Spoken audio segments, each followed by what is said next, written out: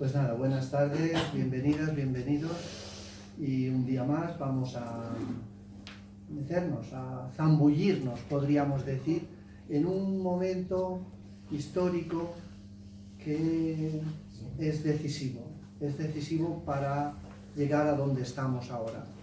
Y sobre todo,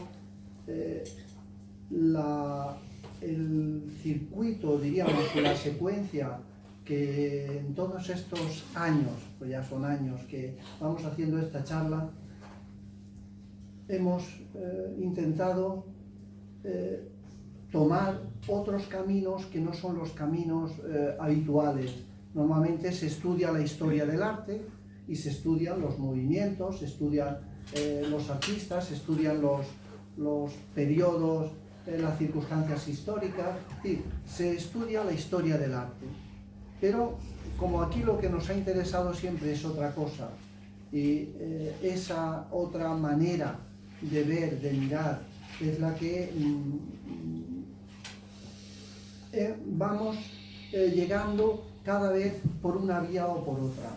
Recordáis que en alguna ocasión he hablado de esos tres periodos de la historia muy definidos, muy marcados. Recordaréis de la prehistoria, toda la edad, hasta la Edad Media, que no tienen diríamos, una configuración homogénea, sino que unos lo hacen, la pintura, los egipcios la hacen plana, los prehistóricos cada uno lo hacía de su manera, es decir, que lo van haciendo, sobre todo poniendo un orden de importancia a los personajes. Luego, en el Renacimiento, con la invención de la perspectiva, se cambia completamente el sistema de representación y se vuelve homogénea.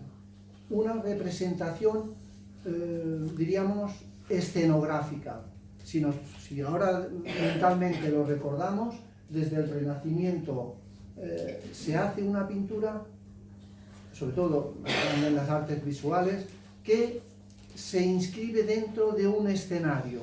Es decir, la invención de la perspectiva da una sensación de profundidad, de realidad, que crea esa sensación de un cubo, un espacio, y todo sucede igual que en un escenario de un teatro.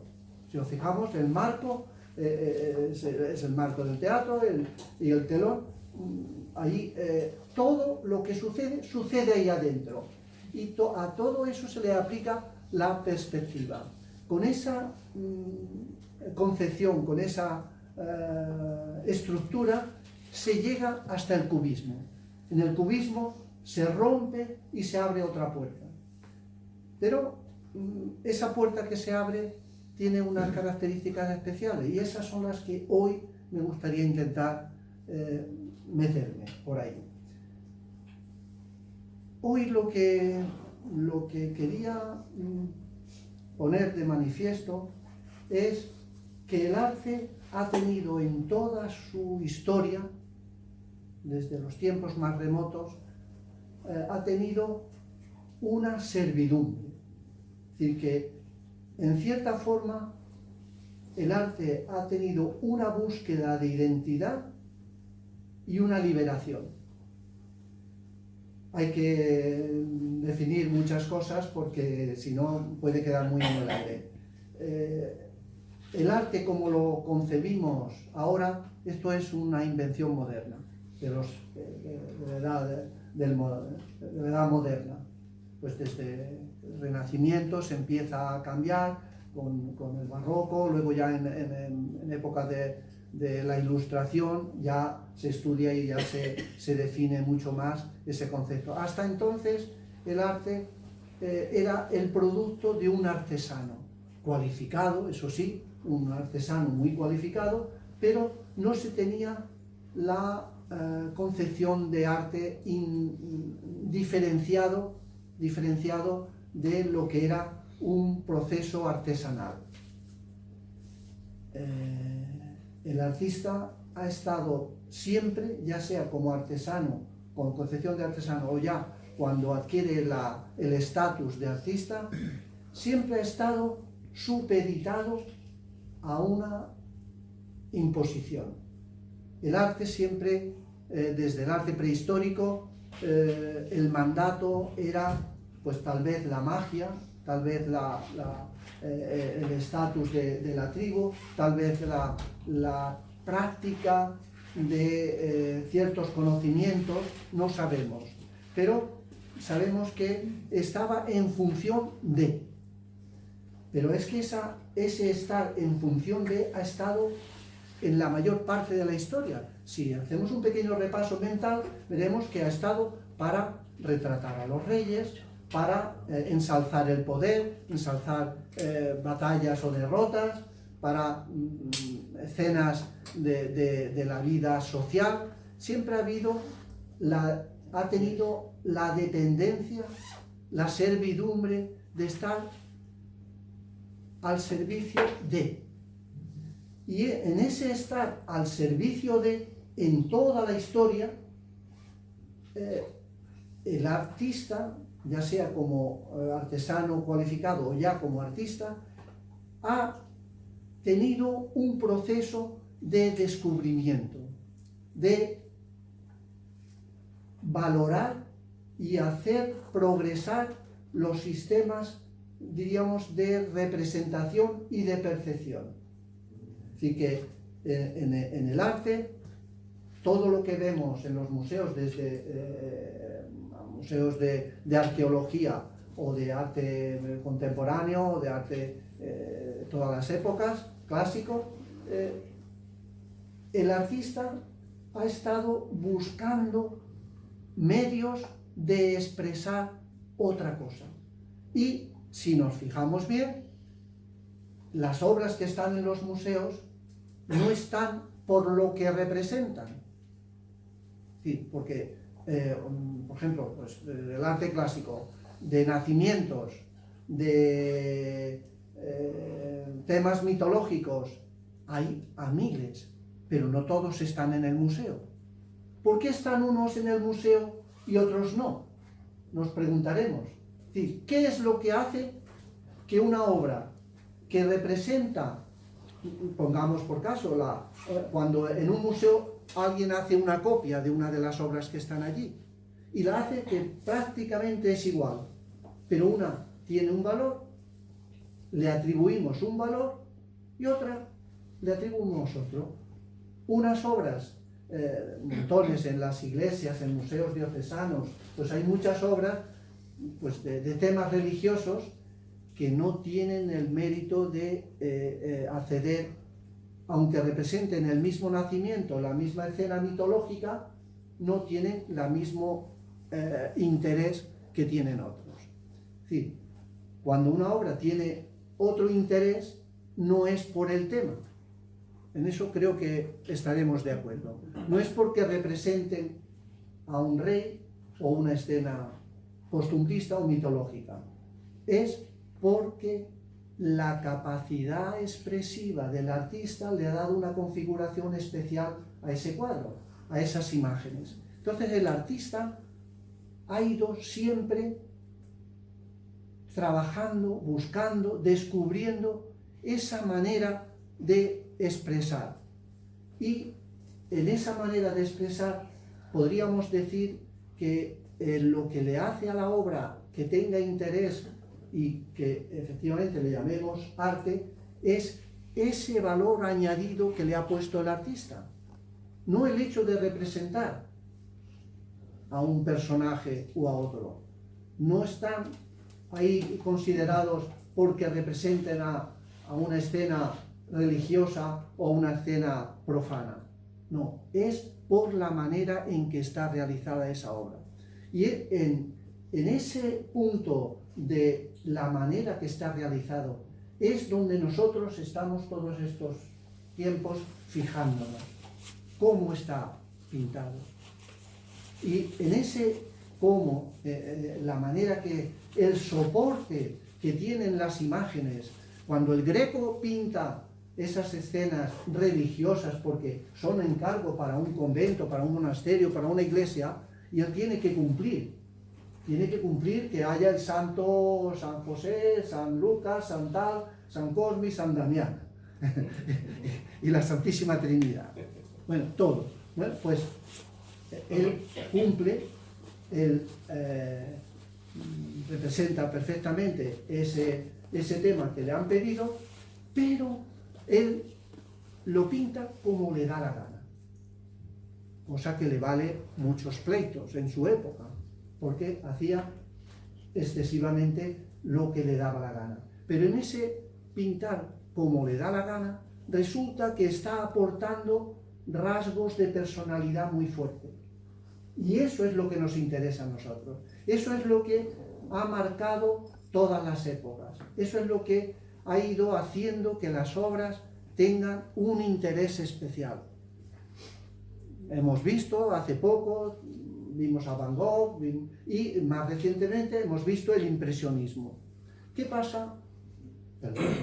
¿Qué pasa con el impresionismo? Pues que esa servidumbre del tema que ha tenido toda la historia del arte, ya se lo pasan un poquito más a su manera. Ya no se mantienen tan a rajatabla esa servidumbre. Turner ya lo hace mucho, Goya empieza a hacer sus caprichos, sus estudios de gabinete, sí, cumple con los encargos reales y hace lo que le mandan el rey y la corte, pero luego hace él sus caprichos y ahí lo que sale es la expresividad del artista, sus rasgos personales, su contenido, su mensaje, y ese mensaje es el que va tomando forma con la evolución del arte. Y Turner, por ejemplo, pues pinta aquellas obras fantásticas de 2-3 metros en donde el tema prácticamente ha desaparecido, es una tormenta, es la niebla, se ve a lo mejor un tren, un puente, un animal, un perfil de una montaña, pero todo lo demás es pintura con su expresividad nata, su expresividad por sí sola, no ya por lo que representa, sino por lo que expresa en sí misma, por lo que expresa en el color y en las formas, o sea, color y líneas. Eso con el impresionismo, ¿qué pasa? Pues que a los artistas de ese momento del impresionismo, igual que vimos que Fortuny en su última etapa también lo hace, aquellas luces que le dan a las figuras completamente frontal, solo ligeramente unos grados para marcar un pequeño perfil de sombra y mucha luz, porque en ese momento la preocupación, la ciencia va avanzando y marca muchas cosas, es decir, la tecnología ahí ya está funcionando, y el arte, aunque parezca que no se atiene a esos avances científicos y tecnológicos, pero está en el ambiente, igual que luego en el siglo XX el psicoanálisis y todo esto influye de otra manera, ¿no? Pero no nos desviemos. Vamos, es decir, estamos en el impresionismo, que lo que les interesa es plenamente la luz. Cómo incide la luz en los objetos, cómo cambia los colores por la influencia de la luz. Ahí ya ha desaparecido el tema. El encargo ya no existe. Sí, hay temas, Manet aún sigue pintando un poco pues una escena, el balcón, el desayuno en la hierba, todo eso, sí, aún pinta persona y pinta en una escena, pero ya lo que interesa es la luz. Sí, ahí ya se da, es decir, los pasos que han dado Goya, Turner, Fortuny, los impresionistas dan otro paso más y ya desaparece el tema, que en Turner y en Goya aún está ahí muy presente, y ya lo que pintan es la luz. Y en ese hallazgo, diríamos, de la luz, la importancia que tiene está en que surge una manera nueva de pintar, vaporosa, más difusa, en unos casos más íntima y en otros casos más violenta. De ahí va pasando y pasamos al fauvismo, los expresionismos y demás, ¿no? Entonces, a principio de siglo, todo eso lo recogen los que heredan estos hallazgos. Es decir, en esa liberación de la servidumbre.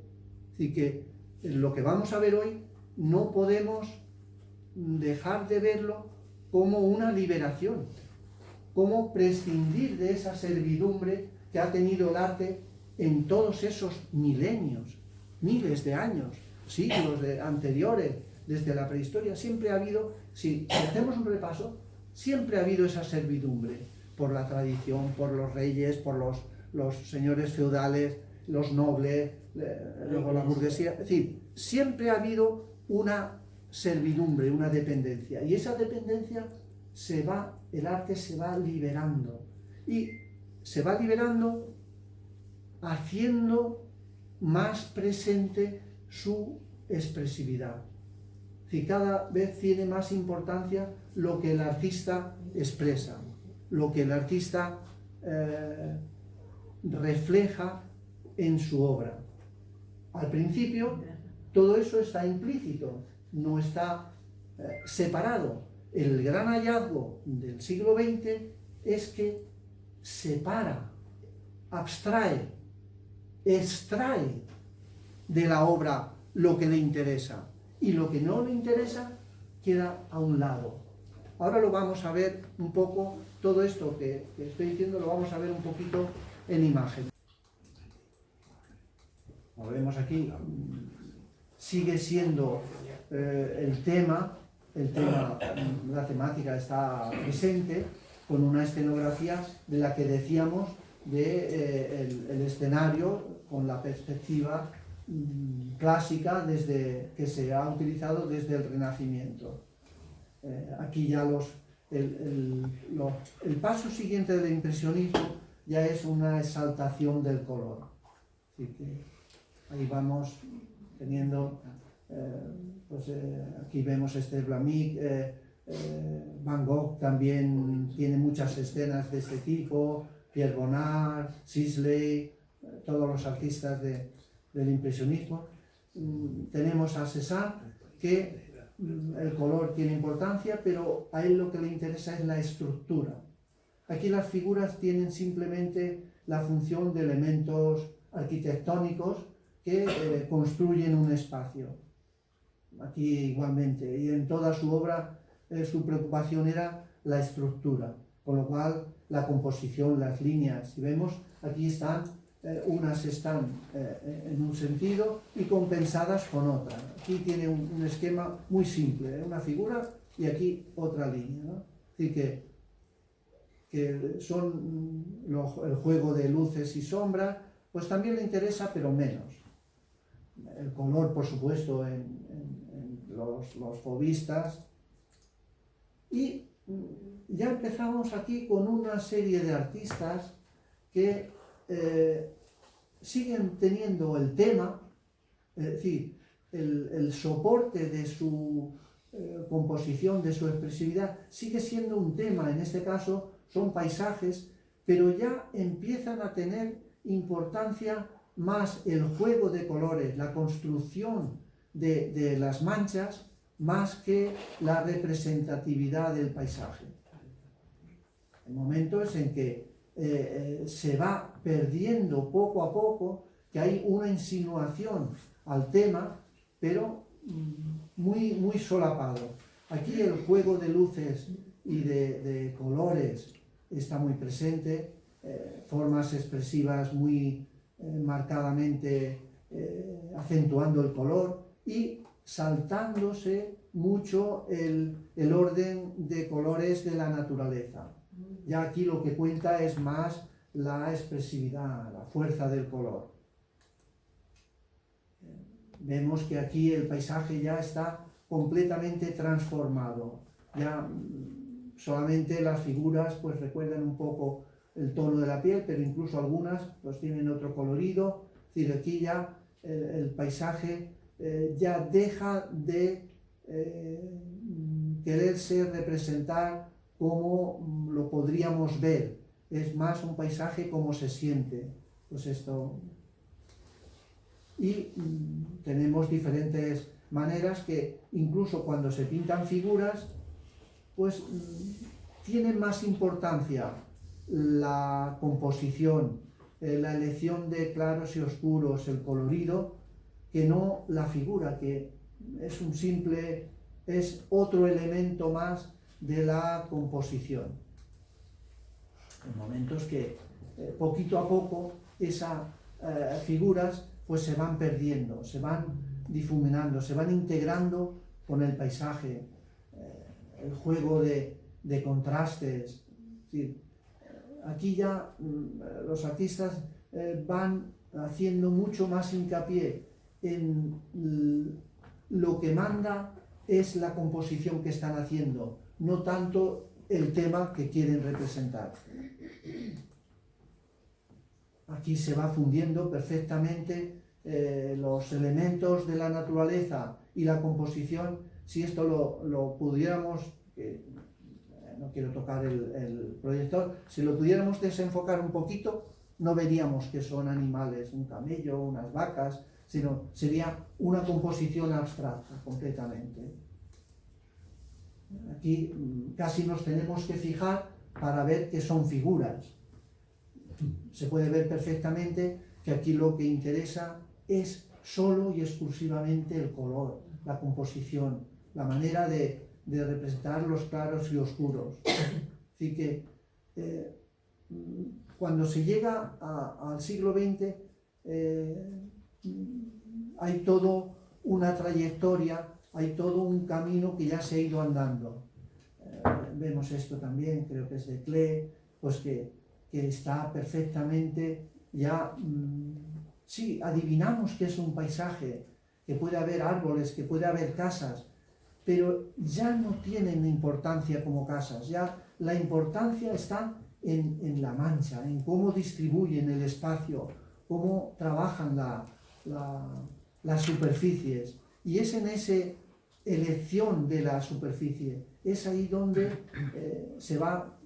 Pues aquí vemos que sí, que hay figuras, que seguramente esto es una vista de Túnez o de Marruecos, pero lo importante es el juego de color, el juego de líneas. Aquí ya prácticamente, pero sigue habiendo la ligazón, el cordón umbilical aún sigue estando, no se ha cortado, aún hay elementos que se ve perfectamente que han salido de la naturaleza. Pero aquí, ¿no? Y están, sí, podríamos adivinar que esto es parte de una casa, que estos son árboles, que esto es un jardín, que hay unas montañas al fondo, unas hojas. Se puede adivinar, pero ya no es lo importante. Aquí lo importante ya es el color, la composición, el juego de líneas, porque en esto, ¿no? Aún se puede adivinar que es una fábrica, pero aquí ya vamos entrando en la época cubista.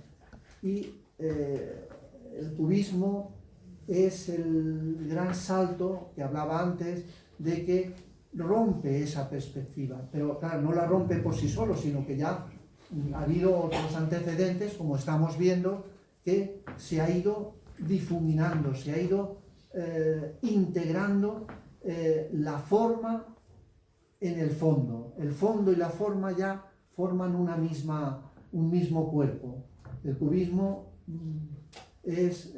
no es la invención, sino ya es la culminación de ese proceso, en el que ya pues el objeto prácticamente se ha abierto y ya se pinta de todas las maneras, ya se le enfoca ya no hay una visión cúbica de la perspectiva como veíamos en toda la escenografía que produce la perspectiva. Incluso cuando se pinta una escena, las formas ya son planas, ya no le dan perspectiva. Es decir, en esto de Picasso ya, aquí claramente la perspectiva la ha roto, la ha desechado completamente. Sí, hay diferentes interpretaciones, pero vemos pues, que aquí pues, sí, se puede adivinar que esto era un instrumento musical, pero una botella, un marco, un cuadro, pero aquí todo se ha integrado, lo de atrás se ha vuelto delante, lo de delante se ha puesto de lado, es decir, que esa perspectiva que había hasta ahora, esa escenografía ya se ha roto. Pero aún así, pues hay diferentes muestras de Braque, Picasso, Juan Gris, que son los aquí también, pues incluso con un retrato, se puede adivinar que es un retrato, pero si miramos por partes aquí no hay nada. Aquí son formas y colores en todas estas composiciones, hasta el momento en que se pierde la noción de lo que pudo ser el origen del tema que aquí representan. Aquí le pueden poner nombre, pero da igual, ya no. Sí, hay diferentes interpretaciones.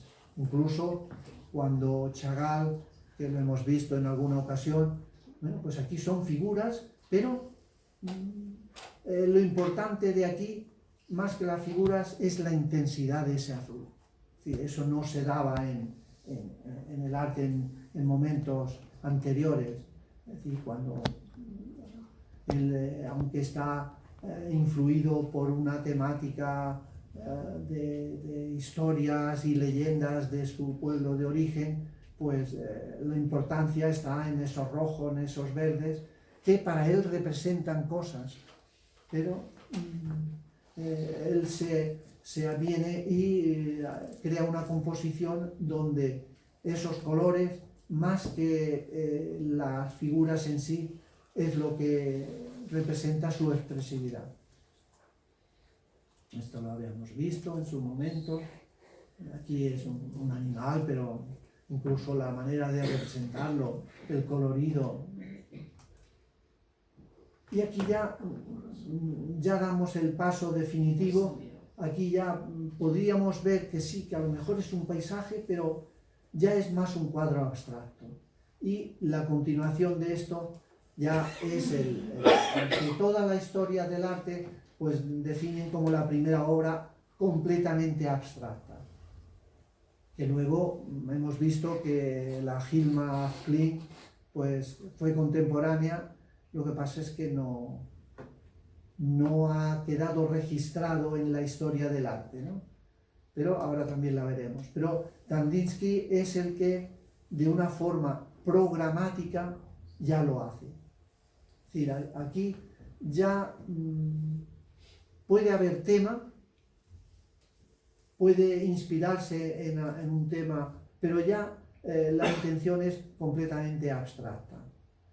Y a partir de aquí ya pues se abre una puerta en la que, si nos fijamos, pues diríamos, la servidumbre que había tenido el arte hasta el final del siglo XIX, eso desaparece y el artista, eso que ha ido conquistando, que podemos verlo en el Greco, en Tiziano anteriormente, en el Greco, luego en Velázquez, luego en Goya, Rubens, Rembrandt, todos ellos, sí, esos logros se van acumulando y el artista se va independizando, sí, se va liberando y llega y entra en el siglo XX sin el lastre de tener que representar algo, sino que ya representa solo su sentimiento, sus emociones,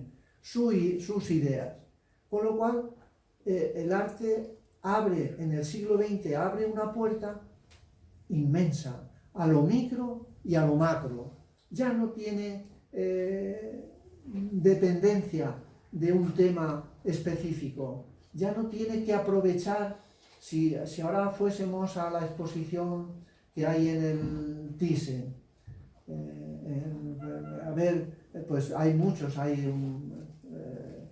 de algunos artistas franceses, sobre todo hay algunos españoles, está Tapiró, y sobre todo hay unas obras fantásticas de Fortuny que cuando miras la figura está muy entera, muy bien, pero cuando nos vamos, como lo hemos dicho y lo he recomendado algunas veces, de mirar en las partes accesorias, complementarias, en el suelo, en los rincones, en la sombra, ahí es donde el artista se explaya libremente.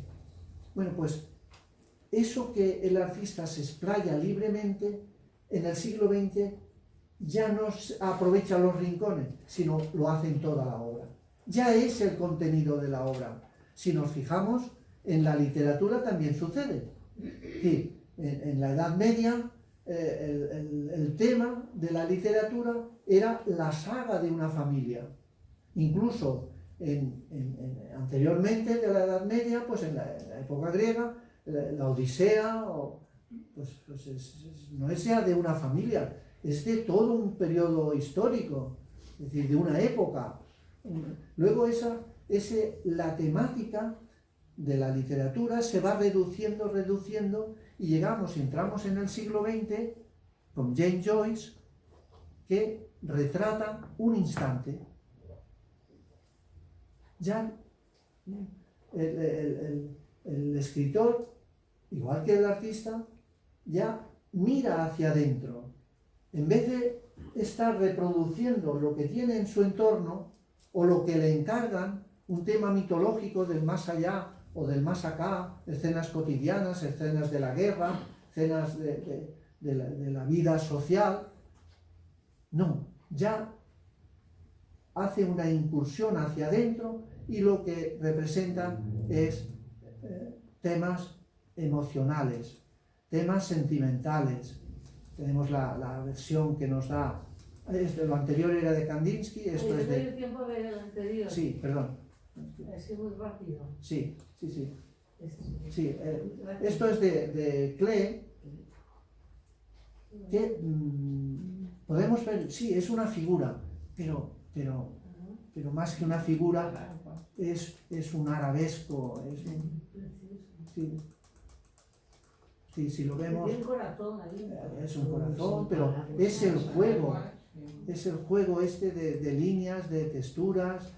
Aquí se ve muy poco, no podemos ver bien porque es muy baja resolución.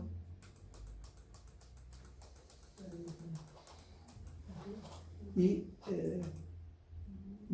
Klee también pues ya empieza a prescindir de la temática, hace esta maravillosa interpretación de un globo y unas casas, pero que ya la importancia no es que son casas, ¿no? Y aquí estamos en ese avance o esta manera de representar un fondo marino.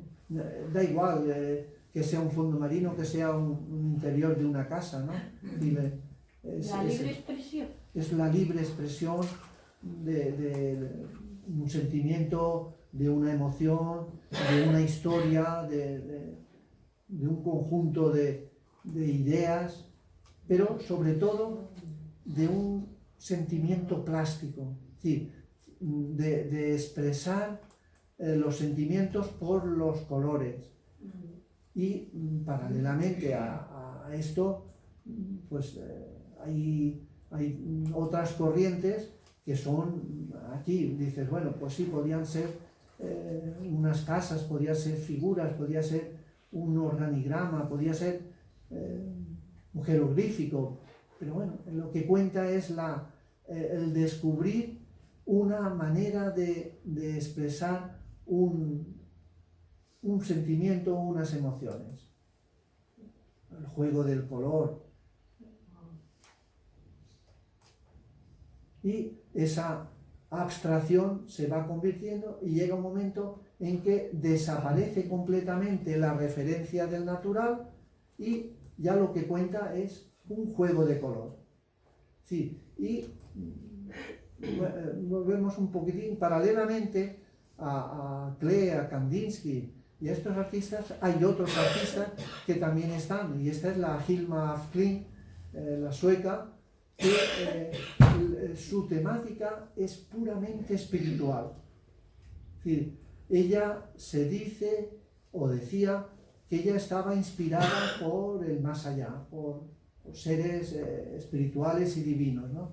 Es decir, que todo lo que representa son fórmulas de concepción espiritual, sí, del ámbito, con lo cual todo está ligado pues, a unas formas de expresar puramente abstractas. Sí. Ella decía en su momento, en sus escritos, que ella se limitaba a escuchar y a ser receptiva de lo que de los mensajes que le llegaban por vía extrasensorial.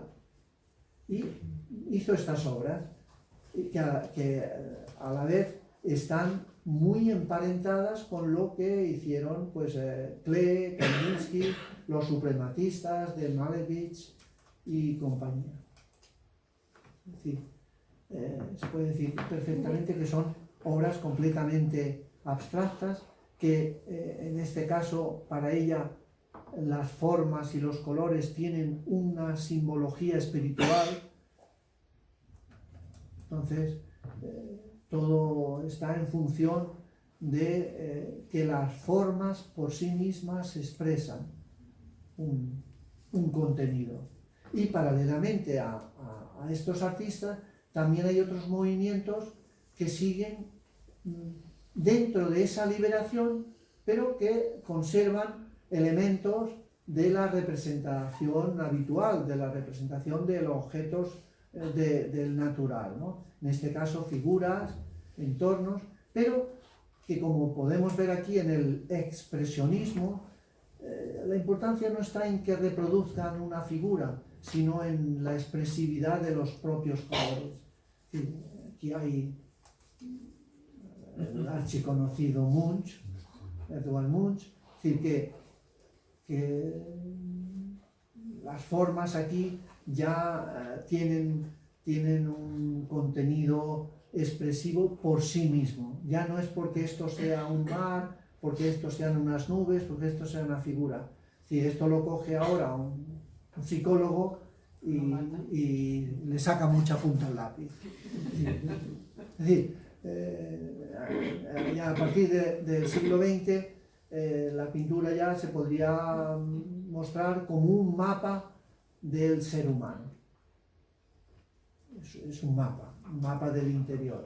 Nos guste o no nos guste. Unas veces nos gustará más, otras menos, pero nosotros somos eso. Es decir, el ser humano es esto, con sus alegrías, sus tristezas, sus sueños, sus pesadillas. Es decir, hay otros movimientos como el futurismo, pues que avanzan pues con otros propósitos, pero que el resultado es el mismo. Los resultados es ya una obra, una pintura, un arte liberado de las ataduras de una temática que alguien encarga. Ya eso se acabó, eso ya desaparece. Y cuando lo hacen, pues igual que a un músico, cuando se le encarga una obra, pues le dan toda la libertad. Si es un requiem o es una sinfonía, pues se ajusta a unos parámetros, pero vemos que ya en el siglo XX, pues el mismo Stravinsky o Mussorgsky, cualquiera de estos, sobre todo a partir de Stravinsky, pues ya la música con Pierre Boulez y demás, pues ya la música atonal pues es paralela a esta pintura. Es decir, que ahí ya no se siguen los cánones de la representación de un escenario tradicional. Y a la vez del futurismo, pues hay otros intentos. En cada lugar, el futurismo se dio mucho en Italia, en Rusia, pues Esto anteriormente, pues entre Centro Europa, pues surge también movimientos como el Dada, que es un revulsivo contra el arte. Sí, desde el arte, un revulsivo contra el arte, ¿no? Y vemos que hay pues imágenes pues muy duras. Perdona, Pablo, sí. una pregunta. ¿El futurismo por qué se caracteriza? Porque querían representar el movimiento. Muy bien.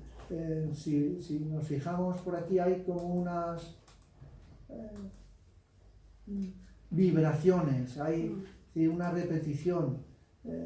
Es el movimiento, es decir, quieren representar el movimiento. En cada uno de los sismos que se van produciendo en la historia, pues hay un trasfondo.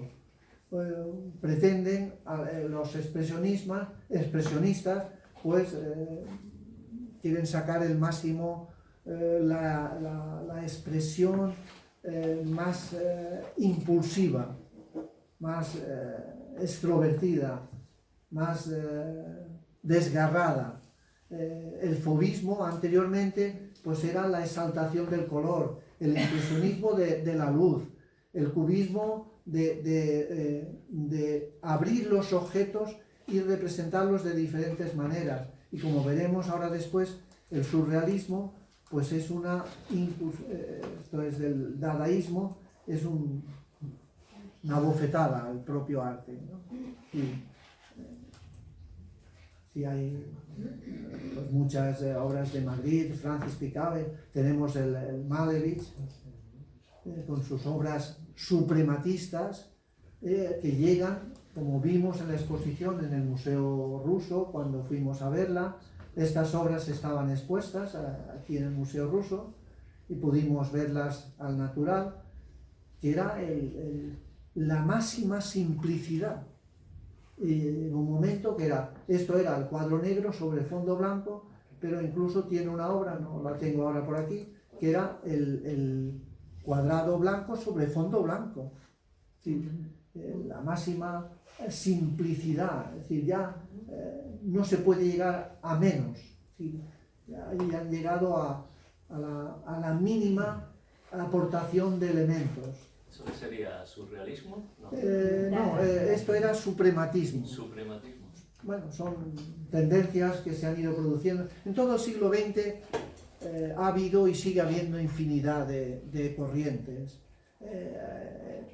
Paralelamente a todo eso, pues hay una corriente que es bien conocida, que es el surrealismo, y Dalí es pues uno de sus máximos exponentes, que, como todos sabemos, pues intentaba reproducir los sueños, la psiquis, ¿no? Es decir, todo el mundo de los sueños. Entonces se producen imágenes grotescas, pues irreales, fantásticas, a veces con elementos muy realistas y otros pues muy deformados, totalmente salidos es decir, que no están en la visión, pero que si nos fijamos bien, cuando el Bosco o Bruegel pues tenían imágenes muy parecidas a esto. Quiere decir que avances en la historia, es decir, pequeños pasos siempre se han dado. Lo que sucede es que en el siglo XX se extraen de su contexto y se representan solos. Es decir, en el fauvismo, en el impresionismo y el fauvismo es la luz y el color, pero ya en el siglo XX lo que se hace es sacarlos del contexto figurativo, de los elementos del natural, de una escena, de un bodegón, de un paisaje, se extraen de ahí y se colocan solo esos elementos. Y esos elementos oníricos, pues en el surrealismo, en el suprematismo es la síntesis de las formas.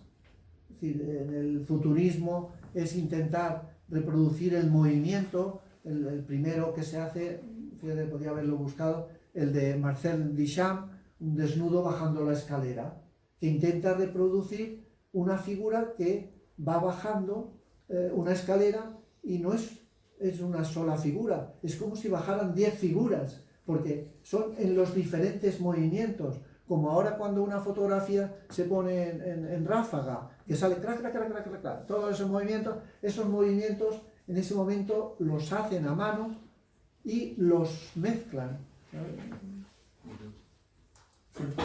O Dalí, esto lo hace antes de que lo hiciera, que ahora esto lo hacemos con los ordenadores. Hay programas que, pues hay el Jaume Plensa lo hizo, y aquí hubo una exposición en Málaga hace unos años que lo hacía con 10 o 15.000 fotografías muy pequeñitas, hacía una composición que creaba un retrato como esto. Esto si cerramos un poquito los ojos y entornamos, intentamos verlo, pues es una cabeza de una persona, pero si se mira en detalle es una cruz, pero es que luego hay aquí una figura y hay, sí, esto ahora ya lo hacemos con los ordenadores, pero en su momento pues era pues esto solo podía hacer un pirao como era Dalí, ¿no? Pero un pirao genial, y pues escenas de lo más insólito, ¿no? Es decir, aquí el arte ya pues se va por el orfismo de Sonia Delaunay, o llegar pues al Mondrian, ¿no? Es decir que en este caso, en estos momentos ya de toda la mitad del siglo XX, pues se abren unas puertas que dejan atrás esa servidumbre que hablábamos desde la prehistoria, de todo el periodo clásico, para hacer resaltar lo que decíamos antes, ¿no? Es decir, que los elementos que han hecho que esas pinturas del Renacimiento, del Barroco, del Clásico, los románticos y demás, esos logros que han tenido Goya cuando pinta sus pinturas negras, todo eso, es decir, él ahí ya está avanzando, dando pasos de gigante a ese momento que culmina en el siglo XX. Y en ese siglo XX ya esas servidumbres y barreras ya se han abierto, ya se han prescindido. Y al abrirse se puede estar donde se quiera. El artista es como que se han abierto las barreras y ya puede caminar en cualquiera de los posibles caminos que le ha ofrecido el arte. Ya no es necesario, es decir, en el Renacimiento, pues todos seguían unos patrones. Incluso a final del siglo XIX, pues sabemos que los salones de París entraban solamente aquellos que cumplían unos requisitos que marcaba la academia. Y que había unos cánones que había que cumplir, y los que no cumplían eran rechazados. Pero el clamor, la necesidad era ya tan fuerte y era tan evidente por dónde iba el arte, que los artistas en ese momento ya crean salones paralelos. Y ahora son precisamente esos rechazados los que más valoramos. La vida es así. Entonces, a veces cuando nos encontramos que vemos una exposición, a mí también me pasa, muchos de vosotros me lo habéis dicho, y a mí también me pasa que yo veo algunas exposiciones y no me gustan, pero las veo. Sí, las veo porque conviene saber, por qué nos pasa en el cine. La última película que vimos, pues los 4 o 5 que estábamos alrededor, que coincidimos, todos coincidíamos en que el final, pues como que no había sabido resolverlo el director. Coincidíamos todos, pero en el trayecto de dentro de la sala a las escaleras de fuera, fuimos hablando y hablando un poquito, y uno aportando una cosa, otro otra, y al final dijimos, pues tiene mucho sentido. Y el mensaje. Y tiene un mensaje. Y además nos afecta mucho a todos, porque es un tema que aunque es viejo, la inmigración, pero está candente, está muy vivo. Y cualquiera que dice algo que no es políticamente correcto, va a la jaula de pensar. O sea, a Chirona, como decíamos antes. Sí, está condenado. Es que es distinto, pero por ejemplo, un cuadro no, un museo no. Es igual, No. es igual. Para mí no. Es exactamente igual. Es decir, Luego ya tiene- son lenguajes Expresiones, diferentes. lenguajes. Ahí está lo que decías, cada uno tiene que ver tiene la manera que te puede- saber. Sí, sí, sí. Yo con un guía, yo sola, Y o puedes hacer acompañado y el las otro- dos varias veces. Sí, sí, sí. Pero que lo que es aconsejable es que una vez acompañado, otra vez solo, Bueno, otra sí, vez sí. con guía, otra vez sin guía. Es decir, que lo que hemos hecho hoy, hombre, si siempre se hiciese solo, pues no hacía falta que viniera yo aquí. Pues, ¿para qué? ¿No? Es decir, mejor nos la apañamos como estamos, ¿no? Cada uno. Es decir, yo agradezco, pues cuando un músico, por ejemplo, en la música, pues que sale al escenario y explica un poco, o del compositor, o bien del instrumento, o bien de la melodía, de quien la ha escrito y tal, pues también se agradece que dé un poco de algunas explicaciones, ¿no? Pero alguna vez pues hay que oír la música y dejarse. Bueno, es que estamos llegando ya a un punto con tanta explicación que es que la gente no piensa nada. Claro, es que No siente nada. lleva razón. Estamos ya llegando a un punto que es que todo lo explican. Entonces, si te lo explican todo, entonces tú ¿qué haces? Recojo el guante y me callo.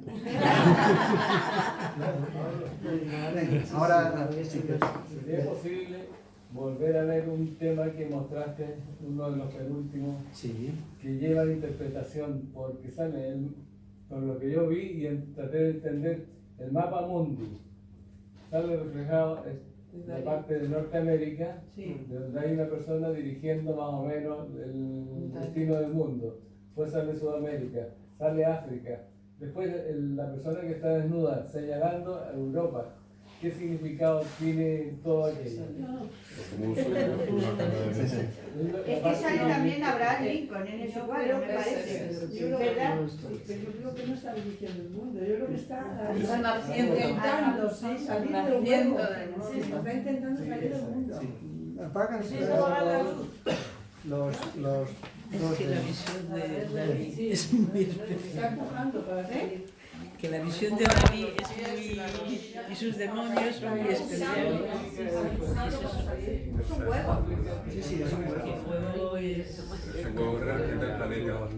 Sí, sí. Un poco, Pues, pero también, Greta cuando y llegó. también la del Leonardo da Vinci, la del crecimiento Está de la manera que podemos ver.